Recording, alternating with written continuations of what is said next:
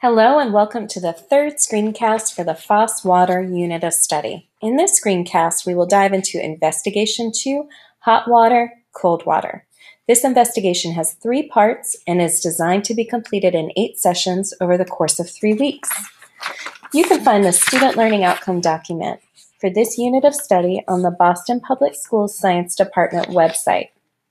Also, check out the Water Overview screencast for more information about the BPS Science Weebly and the resources it has available for teaching the water unit of study.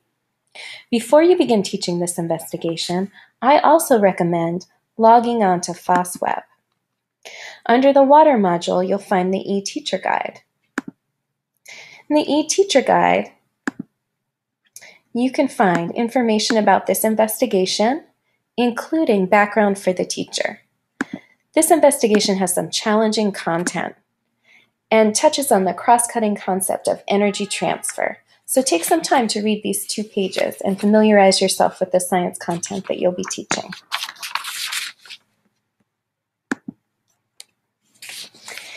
In the first part of this investigation, students will build a homemade thermometer. Building the thermometer can be challenging. The glass bottles are fragile and the thin straws can be finicky, so I recommend watching the teacher preparation video for this part of the investigation on FossWeb. You can find it right here under Teacher Preparation Videos. And then just click on Build a Thermometer. All 3 parts of this investigation require some teacher preparation.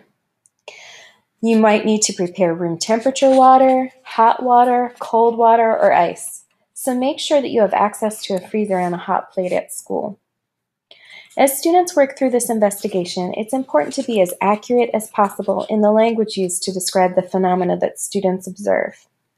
In this investigation, students will observe green water moving up and down inside the straws of their thermometers.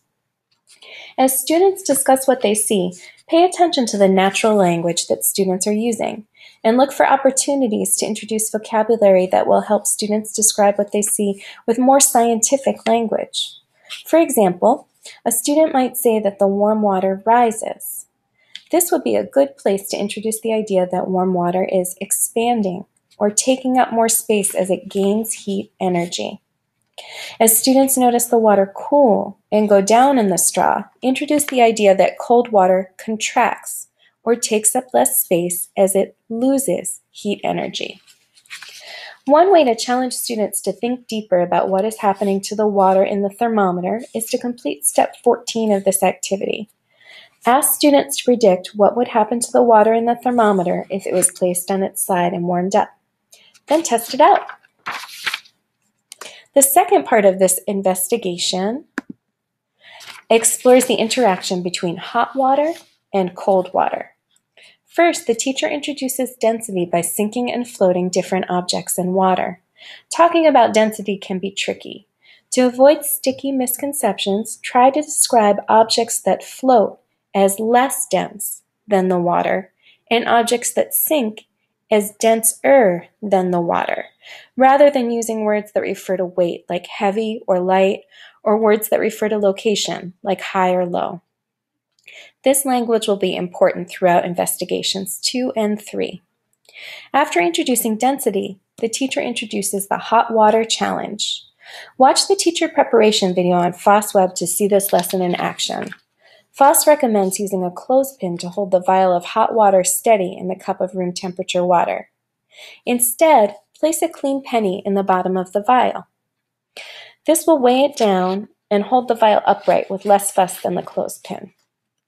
After completing the hot water challenge, students repeat the activity with a vial of cold water and compare the results.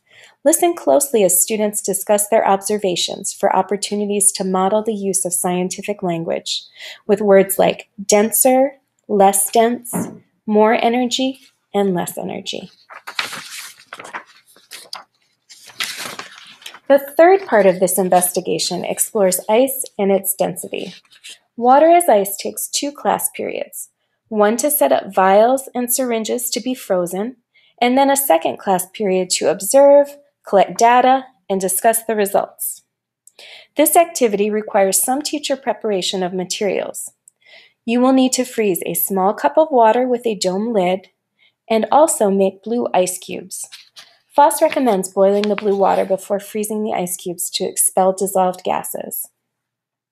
After completing Part 3 in the classroom, you can bring students outside to do the Engineering Design Challenge, Keeping Water Cold. This is a Science in the Schoolyard activity.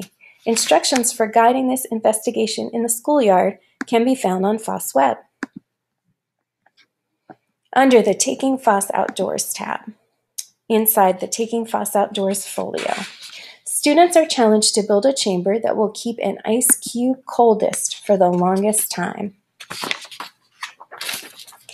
This investigation also has a close reading assignment, Why Pipes Burst. The Boston Public Schools Science Department developed these close reading assignments so that students are engaging with complex text.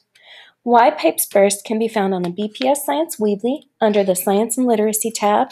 The reading selection can also be found as an ebook on Foss Web. Why Pipes Burst is a sidebar in the story Ice History. The goal of these materials is to help students develop their skills for reading and understanding informational texts. That's it for this investigation. Happy teaching, and I will see you for Investigation 3 of the Foss Water Unit of Study.